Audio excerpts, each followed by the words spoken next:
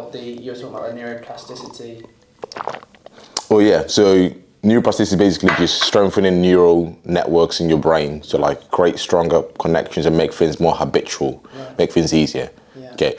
The neural network for brushing your teeth is so strong that you don't have to think about doing it. Like, when was the last time do you even remember brushing your teeth this morning? You're right.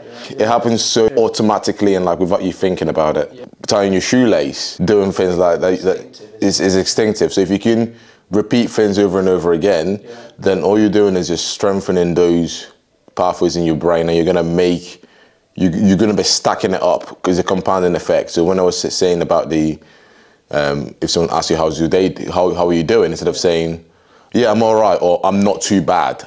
I'm not too bad. It's like you're kind of like the fact that bad is even in there is like. It's true. Like, but most people, especially in the British culture, I feel like everyone's a little bit more kind of self-deprecating. They don't really like to big themselves up too much. Modesty. But what you're doing is, yeah, I mean, it is, but you need to also just be aware of what you're saying to yourself. I'm the worst self-critic, so it's not like I'm not saying I'm like flipping immune to it. Like I chat shit about myself all the time. I think everyone does to a certain extent, but just being aware of it and trying to improve it. That's the biggest thing, which is why the manifesto, thinking about how you respond to people. If someone asks how you're doing, say, I'm doing amazing. Actually, I did this. How's your day doing? Let me know what wins have you had in your life? And then it's positive energy rather than, and some people feel uncomfortable as well when you do this because they're not used to it. But screw it, man. Like, it's true. just spread good energy, and then you're stacking that up. How many times has someone asked you how you're doing in your life? Hundreds, thousands. So if 1,000 times you've said that and you've smiled a little bit, and then that smile leads to you smiling to someone else, and then the smile strengthens the neural pathway in your brain to feel more gratitude. You have to think long term. Like, what is the first, second, third other consequence of responding positively, of affirming yourself in a positive way? It's called, like I said, words are powerful. It's called spelling for a reason. You're literally casting spells. It's like you're creating. Like your words literally create. That's why it's called creative writing. It's like you're creating things. What I say to you today could create something in the future. I could plan something. I could say something. I could envision something. So yeah, it's important, man. But yeah, in terms of, I just know that it's important, and I've just seen it and listened to so many credible people speak about it. That why wouldn't I leverage it? And it's like your inputs as well. What you pay attention to is what you become. Okay. So if you're paying attention, positive or negative. If I'm, and that comes down to thoughts as well. If I'm paying attention to my negative thoughts all the time, then I'm gonna be attracting that. You start to project it on other people as well. You start to kind of see other people in that light. You're not seeing the best in other people because you don't see the best in yourself. It's like a reflection. So if you realize it, like all human beings do it. It's like there's a guy called Robert Greene. He wrote about a book called The Laws of Human Nature. Have you read the book? No, I know Robert Greene. I've got that book on my order, but I really want to read it. And I listened to his YouTube video where he speaks about it. Okay, every human being has got an element of narcissism. Every human being has an element of lust. Every human being has an element of manipulation. Every human being has an element of all these different traits that we try to ignore and hide as if nobody has it, but we all have it, and we all have it within ourselves as well. Like, so it's understanding that, not like ignoring it and like being like, when you like say, oh, I just did that. Was I a bit manipulative there? Maybe I was, maybe I wasn't. It's like, no, you are, because you're a human being. We're all flawed. We all do have that. Every day in my life, I go through stuff. I'm like, so I did that. That's interesting. I wonder what the reason was that I did that. What was the actual reason? Like, obviously, I'm a good person. I'm not fucking evil. But it's like, you notice things and you're like, just being able to be aware of it. And then if you're aware of it in yourself and you understand the laws of human nature, I'm not saying I'm an expert, like I still need to read the book fully, but I've heard Robert Greene speak about some of these concepts. I think there's someone called Machiavelli. like a Machiavellian concept, and like it was like he was Prince. Yeah, and aristocratic guy, and yeah, everything like that. Yeah, faked his own death, didn't he, Machiavelli? Yeah. What more do you know about him? What more do I know about him? Tupac likes him, doesn't he? Tupac, you know, he called himself Machiavelli. Read about him in prison, I think, didn't he? But yeah, it was basically, I think, what do I know about Machiavelli? He just sort of, I think his legacy even lives to this day, right? Like if you come across somebody who's quite influential, perhaps somewhat manipulative, you call them Machiavellian. They're a Machiavellian character. So it's one of those things, isn't it? If you come across someone who's influential. If you come across somebody who's able to, a bit of a magnetic presence maybe, you know, or like maybe like a kind of an anti-hero, you know, like in your favourite TV shows, I don't know, like Breaking Bad, you know, Walter White, Heisenberg, he's a Machiavellian character, or like The Sopranos, you know, Tony Soprano, he's a Machiavellian character, or all the guys in like The Wire, Marlowe, Machiavellian character, you know, they're all sort of like, their motives are questionable, but the way in which they operate is ruthless, you know, and they're so calculated and they're so shrewd, and it's formidable. I think that's sort of what. Interesting. Well, yeah, I think understanding that and understanding that there is that concept in other people, there is that kind of tendencies in people, and understanding laws of human nature, like everyone has it. Because if you don't understand it, you're just gonna be like, oh, why did I do that? Or I'm a bad person, or that person's evil, or I'm gonna hate that person. I'm gonna hold a lot of resentment and hate. But if you know that that's just human beings, you come to it with a bit more empathy. You're able to be like, okay, cool, I see what's going on here. Cool.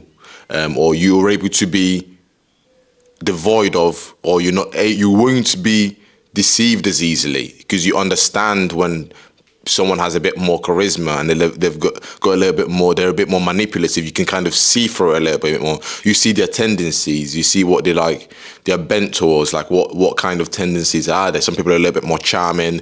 You're not gonna just be like, oh yeah, let's go, let's do that. Yeah, you're right. You're not gonna just be like, wag your tail every time like they do something. You're able to understand, okay, what are the hidden agendas here? What was going on? What was going on here? Like, I'm not saying that you're not gonna like be charmed and you're gonna be stone cold and like be like, actually, nah, this guy's charming, but I'm not gonna screw it. I'm not gonna kind of like be charmed. But you just understand. You can play the game then as well. You can like, not trying to say just be like this guy who's like constantly on the lookout, but just be aware. And that's what I'm trying to ultimately get to in my life. I'm not saying I'm there yet. I've got a lot of fucking blind spots and a lot of things that I don't understand about the world and myself. But just the fact of knowing these things and trying to like learn, I think is the main thing, and that's what's important. So I don't even know where we were going to with this conversation. I think we started off with like how words are important and like what you should say and stuff, and then it came down to that. But yeah, that's what I'm going to be kind of studying and moving towards. And psychology is everything, man, honestly. Like, your mind is literally everything. Like, you can use it.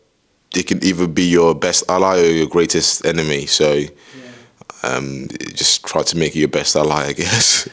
and notice, because I was having a really deep thoughts yesterday, and I was thinking like, so I was like thinking things through in my head. And sometimes you overthink. And then you realize, I come to a realization that, okay, actually, I am literally not my thoughts. I am just the observer of my thoughts.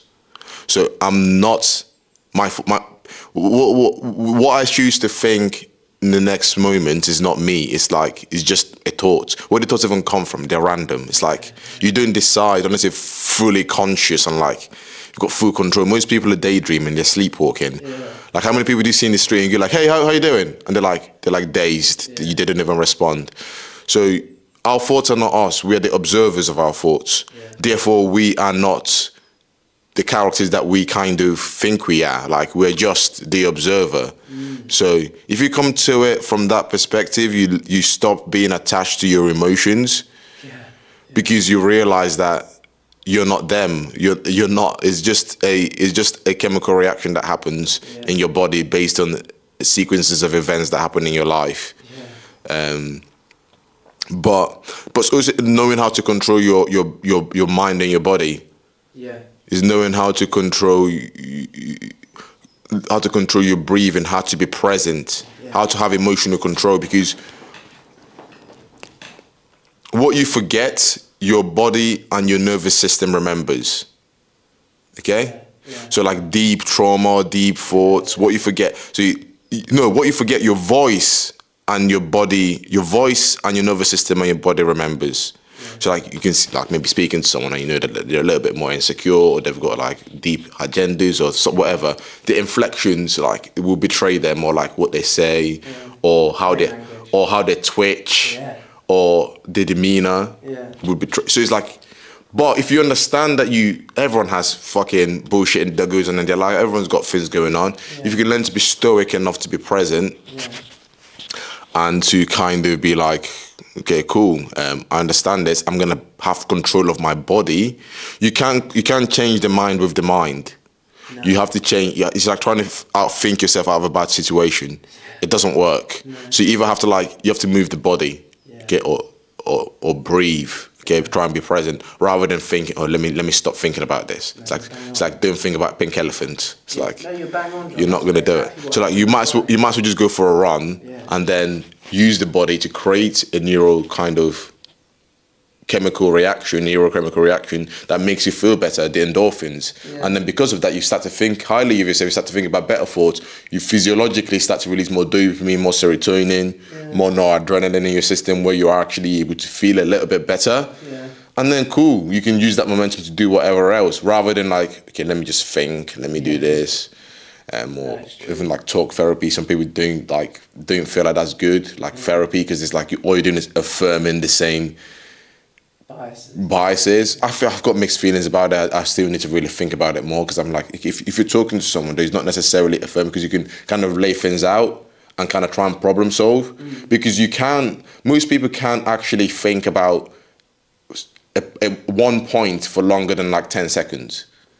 Like, when was the last time? What is the longest time you can like follow the same thought pattern without getting distracted? So unless you have a conversation and the conversation is just basically an exchange of an idea, and it's pinned in terms of the conversation, you two having the dialogue exchange allows you to be able to stay on the track to what you're talking about, where you would not be able to do so by yourself.